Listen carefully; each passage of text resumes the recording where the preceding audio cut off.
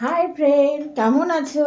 আজকে চলে আসলাম ছোট্ট একটা সুন্দর একটা ব্লগ নিয়ে। সুন্দর কেন বললাম, খেতে সবাই ভালোবাসি আমরা, খাওয়ার জিনিসটা আমাদের মুখরোচক হোক সেটা আমরা ভালো চাই। সেই জন্য খাওয়ার জিনিস নিয়ে তোমাদের সামনে চলে এসেছি একটা ছোট্ট ব্লগ দিতে, তার জন্য বললাম সুন্দর ভিডিও দিতে। দেখো, আজকে আমি রান্না করেছি চাল কুমড়ো, এই যে দেখছো তোমরা, যে চাল কুমড়ো রান্না করেছি। আর করেছি সয়াবিন, ছোটো সয়াবিন। দেখো দেখো, ছোটো সয়াবিন, এগুলো খুব ভালো লাগে।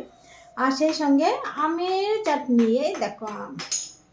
এই হচ্ছে আজকে আমার মেনু, বেশি কিছু নয়। এই যেমন যথেষ্ট। বাবা, শীতের বেলা কে করে বলো এত সময় ধরে রান্না? আমার তো মোটেই ভালো লাগে না, শুধু খেতে হবে তার জন্য রান্নাটা করি, না হলে ইচ্ছাই করে না রান্না করতে, যেন আমার ভালো লাগে না।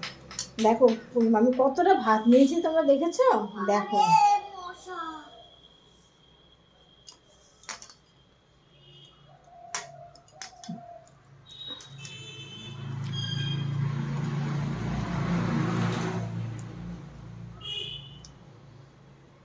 কে কে খিদে পেয়ে গেছে আমার মতো চলে আসো। আমি ঠিক 1:30টার সময় খাই দুপুরে,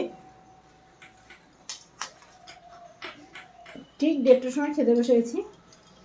এখন খেয়ে তোমাদের সামনে ভিডিও দেবো, তাই রেডি হয়ে বসে গেছি।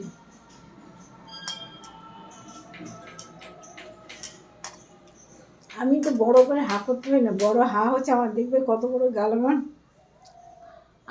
এর থেকে বড় মানে হা হয় না। সবচেয়ে মজা কি জানো, দোকানে গিয়ে ফুচকা খেতে পারি না, একটা ফুচকা আমার গায়ে ঢোকে না।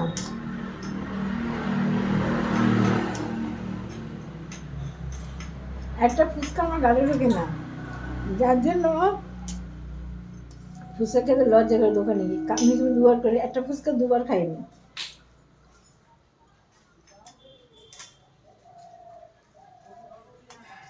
দেখেছো? ঠিক আছে বন্ধুরা, তোমরা সবাই ভালো থাকো, তাড়াতাড়ি খেয়ে নাও, অনেক দুপুর হয়ে গেল। আমি খেয়েই তোমাদের সামনে এক্ষুনি ভিডিও দেবো। আমার ভিডিওগুলো তোমরা দেখো, পাশে দেখো,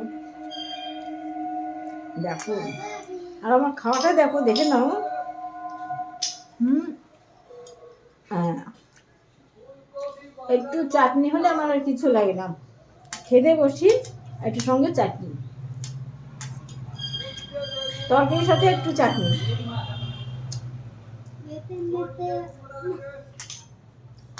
এত ভালো খাই না চাটনি দিয়ে তরকারি। আর যদি ভাত আমার কাদো হয়ে যায়, সেদিন আমি খেতে পারি না।